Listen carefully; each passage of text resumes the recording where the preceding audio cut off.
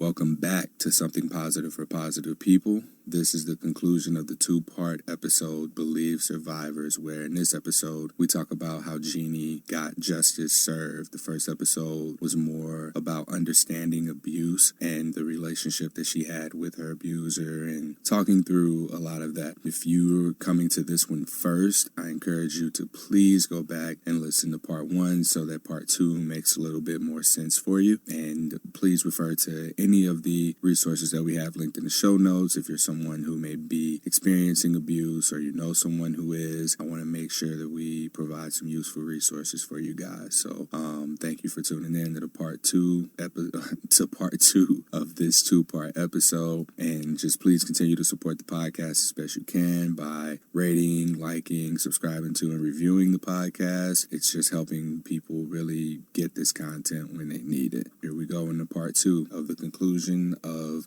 Believe Survivors with Genie. So I get the order against him, and at that point they look so small, and I end up going into a world where I realize these people who are dealing with the entertainment industry like he is, these shallow conceptions that we have of people like, oh, they're so attractive, I want to be with them, or even if you don't want to be with them, you want to impress them, has just become so insignificant to my world because of this diagnosis and my being able to get a protection order. And I would have never been motivated to do that until this point. When I got the order against him, my lawyer and I looked at each other, and I was just like, she's a woman too. I know everyone can go through this, man or woman. The beauty of that look in her face and everyone's face around me, and just going home and feeling like, you feel like a kid again. This is how I interpret my diagnosis, and also my being able to get the order against them, because I had to fight for that. They can't hurt me anymore. And I don't have to live in this world of shallowness, because I know with this diagnosis and the stigma that comes from it, these shallow people don't mean anything anymore. As in, I just felt so free, and I was walking home because I lived next to the court, which was so funny to me. Like, I feel alive again, after such a long time of battling with, I'm insignificant, I'm nothing, even though I have a master's degree, I have a good job, like, I have everything in the world, but somebody can tear your mentality down to, no matter what you're going through, they always feel like they have some agency over you. And they can't do that to me anymore. The beauty of this diagnosis, I didn't know that I'm a little bit special. Like, people won't always say this to me, because when I've told people, I'm like, this is a blessing that I got this. And people start laughing at me. They're like, what is your problem?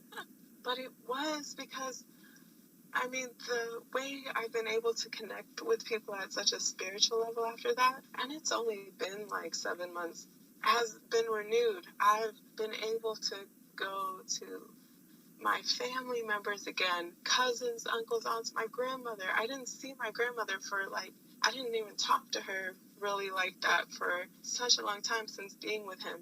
I've been able to be strong enough to go to her. I'm able to feel all kinds of emotions again. During the time we were really together for those 3 years, I couldn't even cry.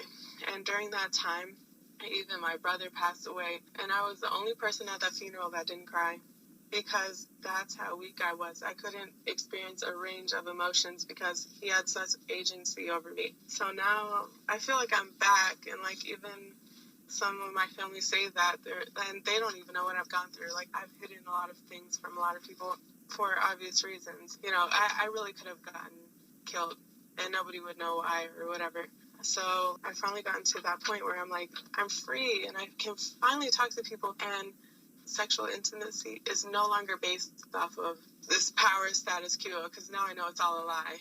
Just like I'm pretty sure the people in the R. Kelly documentary know as well. You realize, like, R. Kelly's an asshole. He's not going to make your dreams come true. This guy's an asshole. He's not going to do anything for me. He played with me. He stringed me along for so long. And now I'm finally free. So it's just great. Yeah. How do we identify abusers sooner? Are they people who just string you along and don't have a plan with you? Or, as I'm listening to your story, the only consistency here is that there was no bigger picture. Oh, yeah. It's really hard because a lot of people have their family to tell them, like, this is wrong. I know it sounds extremely inconsistent, but I think a lot of that is because I just literally didn't tell anyone what was going on. So the moment you feel that you're isolated and the moment you feel like somebody shut you up and you can't say something to anybody is the moment you have to walk away, because you should be able to talk to other people about what you're going through. And for so many years, I didn't feel like I could do that. So that's how you identify an abuser. They isolate you. If anyone makes you feel isolated, you need to get out of that fast. Because that's the thing. He was making me feel guilty about stuff that it's like, that doesn't even make sense. Why should I feel guilty for being with you? That doesn't make sense. And so, because I had to hide from my friends that I was with him, because I lost friendships because I was with him, and that's where I should have said, this is enough. Like, you're sucking me into this world, you know? And it's like, once you feel like you're alone and that's the only person you can trust, that doesn't make sense. And that's where you need to cut it out. The moment you feel like that, you got to nip it in the bud, because otherwise your life sounds fragmented, like mine sounds right now. In the same breath, it's frightening to try to leave that situation, because what are they going to do to you if you try to leave, right? But you have to. Because the thing is, this is what I learned at the police office. They told me, like, these guys operate under the radar. The moment you touch the light, they're not going to touch you anymore, because they know that they're doing much bigger things that's going to get them locked up. Oh, so you coming forward about this, you weren't really threatened by it because this was so minor in the grand scheme of what this guy has going on. And the thing is, especially in gang culture, police know what's going on, but they can't arrest people until they've compiled a packet of what's actually going on. And that costs a lot of resources. So a lot of times, the police aren't even going to go through and do that, even though they know this stuff is going on. Like, when me and him went to court, I had to go with the sheriff of the whole district. He walked me in, and when he walked me in, like, these guys, like, I don't know why people, I don't want to say it, but people in gang culture, like, a lot of people don't understand that this is the law. Like, they can get arrested, but they get away with so many things that they've hypnotized themselves into believing, like, they're God. A lot of people that engage in certain criminal activities. So, I mean, I had to go in with the sheriff, and then, like, even my lawyer was like, you know, there's a lot of police here today, and the fact that they put your case first, they know something, and they know what you wrote in your, like, you have to describe everything in that order to get it approved. So I had to put in everything. They're like, they knew something, because why is there so many police here today? And even through the court process, he had to go in back meetings, and he met with my advocate the first time. I guess he told her, this is anonymous, but, like, anyway, he told her something, and it's like from what she understood, is like, he feels like he's invincible, like the court can't go after him, and that's scary. I mean, you're in court, and you still feel like you're invincible. There's a lot of unsolved, really horrendous crimes, especially when people are in a criminal network. They know things like that. They have this friend that did that, or have even killed someone, or have done this, or it happens all around America. It's not the secret. So when they've operated in this network for so long and under the radar, I don't know, some people start to really think that they're God. With our culture, like, we listen to a lot of music that perpetuates, oh, this is cool, this is popular. I was dealing with one of those guys, unfortunately, and that's how I got this. And that's probably why he thought he didn't have it either, because he just thinks he's invincible. And I had to tell him, and after a while I found out that he found out. I'm not going to say how, I guess, on this podcast, because it's a long story, but I have credible sources to know, like, he knows what he did, and so he's affected me for the rest of my life in many ways. But I think the best way is that I've escaped it, and I have seen what I've gotten HSV2 as, I mean, obviously I still fight with it a lot. There's still days where I'm just like, I just can't believe this shit happened. I can't believe I went through this. So you go through days of anger and stuff too. But in the grand scheme of it all, I could have had an extreme bodily injury that led me into a coma, disabled in some really life-threatening way, or just died. And that's not what happened. Yeah. I live a fully functioning and awesome life. And him and his friends, they got the karma of it. Because I think they finally realized, like, you know, whatever you guys did behind the scenes, and thank God I don't know about that. I don't want any involvement in that. Now you know you're not invincible anymore. And I didn't know that either. As in, I didn't realize how bad that they were until the court told me. So, yeah. So, I'm relieved, and I hope that this also helps other people too. I hope they realize, like, you really are allowed to go to the court. I thought for the longest time they're a gang. They operate above the law. No, they're so below the law, and use the law for your benefit because it's going to help a lot of other women. I think I might have saved a lot of women's life because I think this guy thinks he's a terrorist and he can get away with it. God knows what he's done to other women. And he's not R. Kelly or like anyone who's gonna have these huge documentaries about them, but they're everywhere. And there's a culture of, yeah, this is okay, this is what we're gonna do, and everyone loves us. Look at how popular we are. Or look, we've gotten away from this for so long, and they think it's cool. I think, you know, you gotta teach some people. You gotta be that vessel to just teach some people. I thought something was gonna happen to me, but it happened to them instead, so. Anyway, it was just like a really positive outcome, and then in the grander scheme of things, so I'm just really happy to be able to have gone through that. And so hopefully it helps other people too. Good.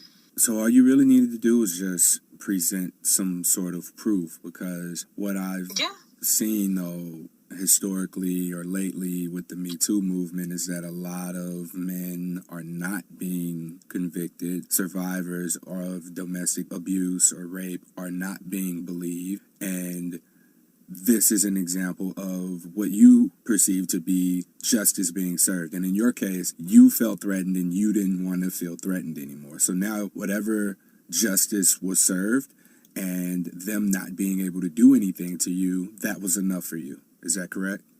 Well, I think what you gotta have is a storyline of events, and I think for a while I prepared, because in my mind, I felt like, you know what, too many things of abuse are happening for too long. I might really have to do this one day.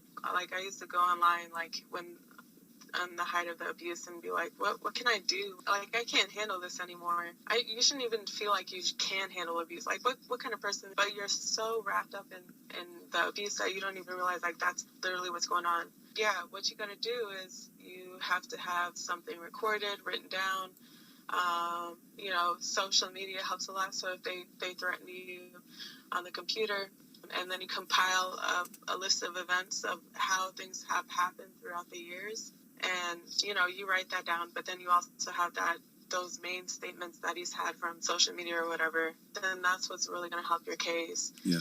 It's actually not that hard to get a protective order. You can just literally tell them what they've done, maybe have some witnesses, and then you can get it. But that's also kind of the bad part about it as well, because, like, you can be an abuser, and I really don't want to say this, but, like, some abusers end up countering the protective order and saying, like, well, I want to file one against her too, and then they'll say whatever. So that's a weakness of it. But the great part is it most likely will get that person to stay away, because they can get a felony, they can get serious jail time if they violate that order. So I advocate for getting an order, because you don't know the amount of legal resources you amazingly get for not every state in the U.S., but, like, in a lot of states, like, you get a lot of legal resources. You get legal counseling, you get counselors that help you out, and you also feel empowered to, like, be able to tell your story. Like, I wouldn't have been able to tell this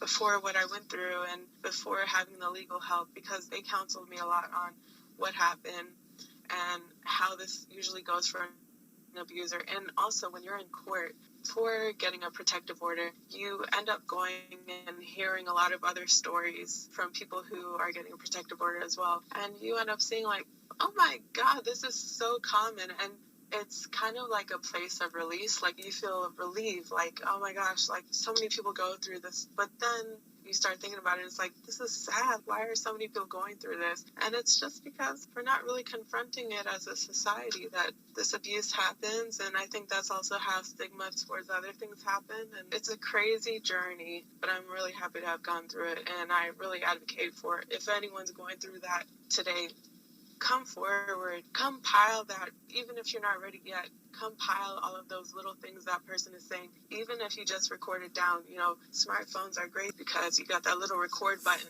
So while an abuse is going on, you can record it, and that can be used and favored for you. And nobody's going to know. You're not going to be holding up your phone or whatever. All you're going to do is hit that record button, and literally everything that's happening is going to be recorded.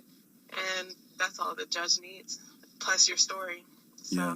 Do you think that there were other things in your testimony, in your report, that might have been what contributed to you getting protective custody? Because one thing that scares me is that, okay, this guy was in a gang, so he was doing illegal things. It's not like he had a corporate job that he went to every day where if... He did have a corporate job. Oh. And the crazy thing is, you don't realize how common this stuff is. It's like, he's in a gang, but like, his friends who have worked for Congress before, work with these amazing people. That's a thing about this. Like, literally, it's everywhere. And their friends know about it, but you got a little way of twisting the story so it works out for you. And that's the thing. We got to push this narrative forward that things are wrong. But people have such a way of, like, making... I don't want to say toxic masculinity, because it's not always about that, but like these narratives of like, oh, this person's just like being crazy right now. Ha ha ha. She's my ex-girl. She doesn't know what she's talking about. But like, I'll go and tell your friend who used to be in Congress, working for a congresswoman in her office, and saying like, this is what your friend did, and nothing will happen. You'll still be his friend. You're going to brush it out under the covers or whatever. Like, these people are everywhere. That's what I mean to say. Is like, you can work in corporate, you can have an amazing job. He has a great job. He's got like a good income. He's doing well for himself, and he's connected to famous people in the entertainment industry. These people are everywhere. That's what I mean, is we've put up this thing where we see all of these people who, they look like they got it all together. Yeah, I'm working in corporate, I'm doing this, and that, like, and you just think, oh, well, they're doing this, and so many people like them. But abusers are everywhere. So don't believe the facade. When you feel something's wrong, you gotta just say it. If you're at a point of power, a point of disempowerment, it doesn't matter where you're working or what you're doing with your life. Maybe you don't want to get a degree one day, or maybe you're just working at the local Best Buy or whatever. It doesn't matter who you are. When you see these parts of abuse, just record it down and go to the law office or go to the police office and confront it. Because the vibes are there. Trust them. Trust yourself. Don't trust everything that you see. Like, this person of power, a lot of people abuse their power all the time, so don't even believe them. If the situation doesn't feel right, you're allowed to speak your truth, whoever you are. And we need to start building a better narrative around that. So, yeah. From what I'm seeing, survivors just aren't believed. Or it's just a case of the men who are involved in the situation. I guess it just depends on who they are and what else they have going on. I don't know what the case is, but I just don't see justice served for abusers at all. Gotta have evidence. Save it. That's what I mean. You gotta save it. Craziness about justice is like, you don't always get it served right then and there. I'm just talking to mostly the common man.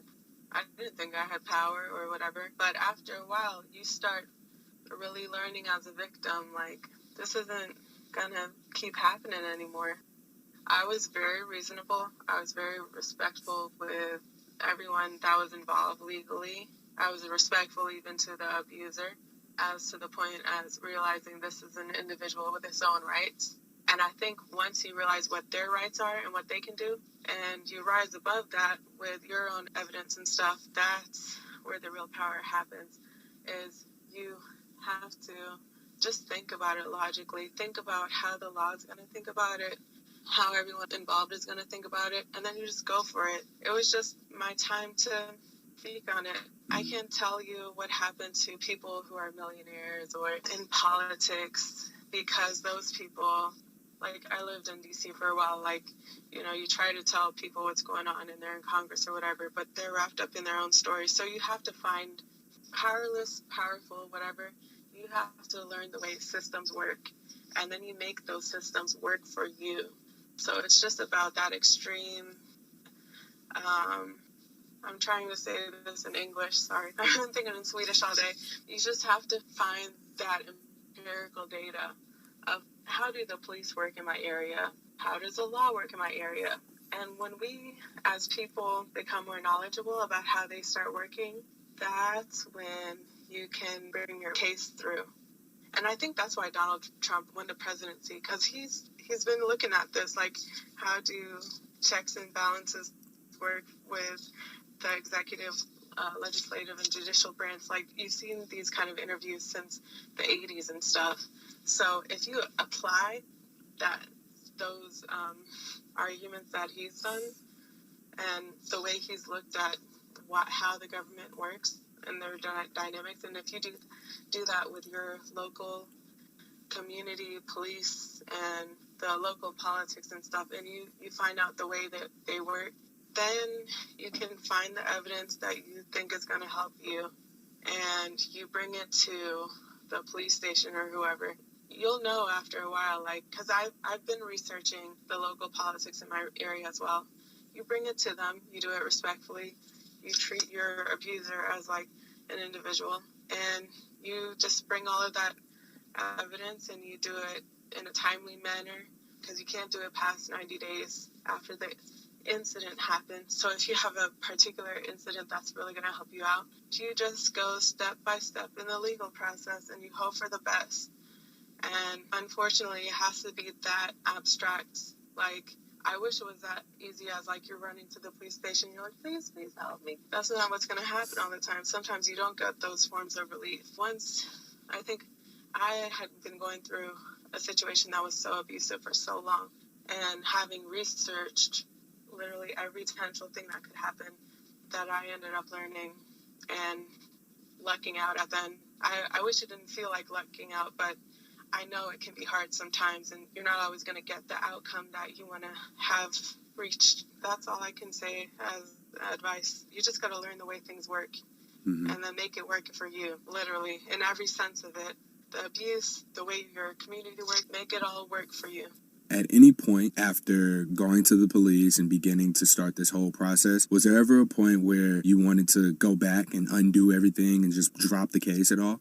Oh, yeah. Because he said, oh, well, you know, I'm a good guy. Like, he was, like, trying to make himself seem like, no, I'm going to win this case. There's nothing you can do to stop me. He thought he was a good person in this situation, which was so weird. And then also the legal team looking at me like, why does he think he can do that? Did you do something?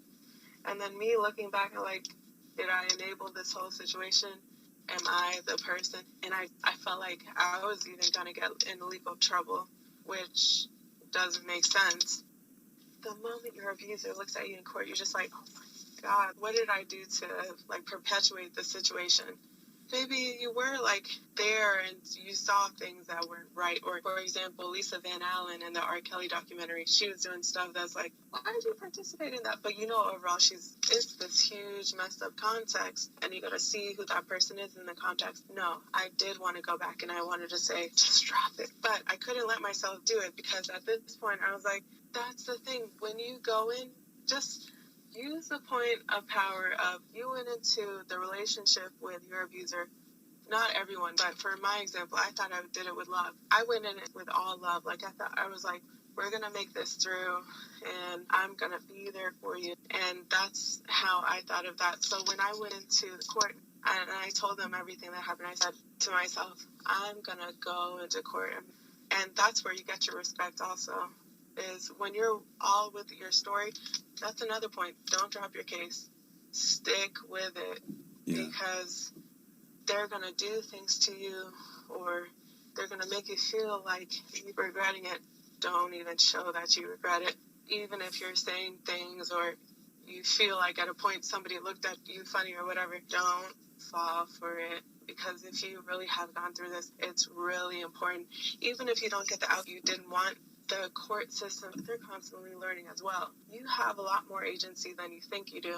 So when you do go in, just go all in and literally just tell your story, because it's important that more of this happens, because the simple fact that you went in and you said, I'm going to do this, that's a big thing, because there's so many cases of sex trafficking, abuse, and violence at home that just never get solved. And as a society, you just never end up solving those unsolved crimes and questions if you don't even go through it. So I think even going through the process is empowering as well. So I would say just do it, because it's really good for you in the long run, because you get to learn how things work. And maybe you don't get justice that day, but you will one day, because they're going to see it in the police reports. Like, she already came forward with this, so that's a point of evidence that you can use as well. So yeah, you can use that later on. It's been 7 months now since this was closed out. Now, you thought you loved this person. You loved this person. Have you thought about him or had any sympathy towards him or considered going back or checking in on him at all?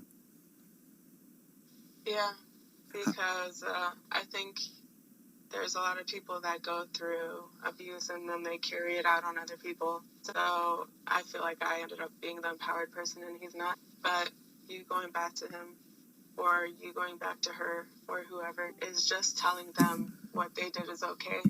And then they're going to think that they can keep doing that. And that's where you can't go, unfortunately.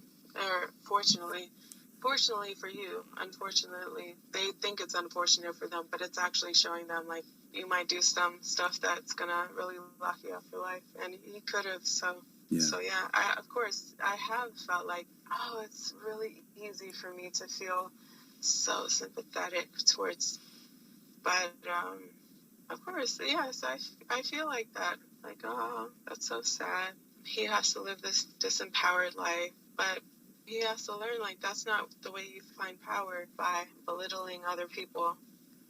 That's not how it works. That's the main point that you have to tell somebody that has been abusive to you. It just doesn't work like that. That's not how power works. So the moment you say that, you're going to help more people. And you got to zap out of it and just say, you got to think about the bigger picture. So I cannot thank you enough for sharing all of this, for talking about the abuse, for revisiting these dark moments of your life, and just watching you smile as you talked about the justice was served and he can't touch you anymore. Like, it gives me hope for the many people who are going to listen to this who may wonder now, like, damn, am I abusive to somebody? Or I know someone who's being abused. And you've given context for people to understand, okay, hey, you're in a situation that you may want to watch out for these things for, or you may want to exit a situation because you see it heading to this direction, or you may know someone who might be on the other side of it. You're like, man, the way that she's talking about being treated is exactly the way my friend or so-and-so is treating their partner. So it's really, really helpful for us to have context. It is. It's real. I just can't thank you enough. Yeah, thank you. And also, thank you. I'm just happy to be here and, like, be a vessel to anybody, because I know how common this is. It's sickening. We have to have healthier relationships for everyone. And it's literally, it will help everyone, even the person who is the abuser, because they think that they're, it's not helping them either. Wait, so what you just said is something that I've never once heard or considered or thought about, but you're looking at someone who's been abused or being abused, who looks at it like, I don't want to hurt this person abusing me, but in reality, you coming forward, you're helping them. You're helping yourself, of course, but then you're also helping them by coming forward. I never thought about it that way. I mean, because they're going to gain so much from that. Like, because these people, what they're doing, all right, maybe you feel like you're at a point of power because you're not telling on them. No, that's not always how it works. You know, what rains on one man's house is going to rain on another man's house. It's a huge cloud. And so they could easily be locked up for life for what they're doing. I have friends whose partners never came forward, and then they ended up doing something, and now they're in jail for 10 years. So when you're confronting them now, you're stopping them in their path from becoming even a bigger monster, and they don't even see it. So when you do that, if you're a person that thinks that you love this person, it's from my personal opinion, it's not really love, but if you really do feel like you love this person, if you love them, come forward, because you're going to be helping them too. Because a lot of times the person who is the abuser has been abused themselves, and they didn't want to be the person who looked vulnerable. And that's the point where it's like, you got to break it. Just realize we're all vulnerable people. You're helping them. Yeah. Okay. And now moving forward through that, you've been abused sexually, abused domestically. How's dating been for you? Are you able to move forward in relationships and identify healthy relationships? I only ask you this because we already had the conversation of how, like, you got options on options on options. Yeah, I did say that, and that is okay. I just wanted to brag about that because people think, it's a stigma, No, you can have plenty of options. Look, I've been okay with now being called whatever, like, you're mean or whatever. Now it doesn't affect me because it's like, I know that we live in a society of abuse. So if I cut you off because I feel like you're going to get to a point that I'm uncomfortable with, I have no problem cutting you off anymore. I have no problem saying, like, hey, don't do that. Now I'm a totally different person. Like, before I would have been just a yes person, like, yes, no, you can do whatever. Like, oh, call me whatever. Oh, yeah, we can do that this day. Like, no, now I'm a person where boundaries are so awesome. People who don't respect boundaries, that used to excite me a lot. Now I'm like, you don't even excite me anymore for, like, violating your boundaries. Now it's just like, oh, you child, you little, like, so now it's like I've been able to go on dates. I'm not afraid of men anymore. I know how to talk to them, like, just as, hey, look, we're just regular people. This doesn't mean anything. You can go sit there and tell me, oh, you're so beautiful, I'm going to have your children. And I'm going to say, that's so nice. But it's not going to, like, I'm not going to fall for that, like, that little sweet story anymore. Now it's just like, that's so cute. Now I'm going to go home now. So it's just, and I really think it's after what happened 7 months ago. I've learned my boundaries. It's really, I just feel like I've grown up so much, and I'm just so thankful all of this happened. Yeah. And, now I've been healthy. My friendships are so healthy. My family life is so healthy with all of my family members. My dating life is healthy. Like, now I've truly understood what abuse is, and all those stages of abuse, they're nowhere to be found in my life anymore. And because I'm not inviting them. So it's great. I'm still learning, though.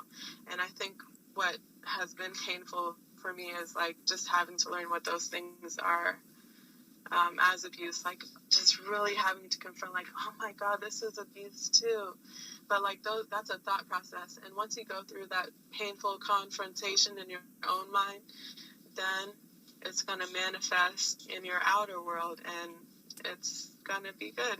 Have those painful talks with yourself. This is abuse. This is not abuse. This is good. This is bad. Because there's so many dimensions of that. And when you've had those painful talks, it's so easy to go about relationships and make those first steps to having them become healthy. So just confront that, and I'm happy that I don't have those same issues that I had. That's amazing. Yeah.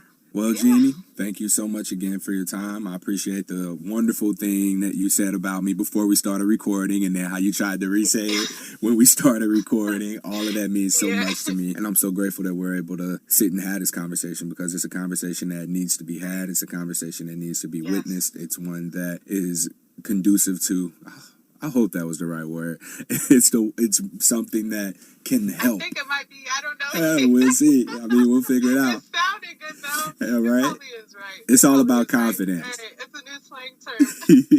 It's all about confidence stuff.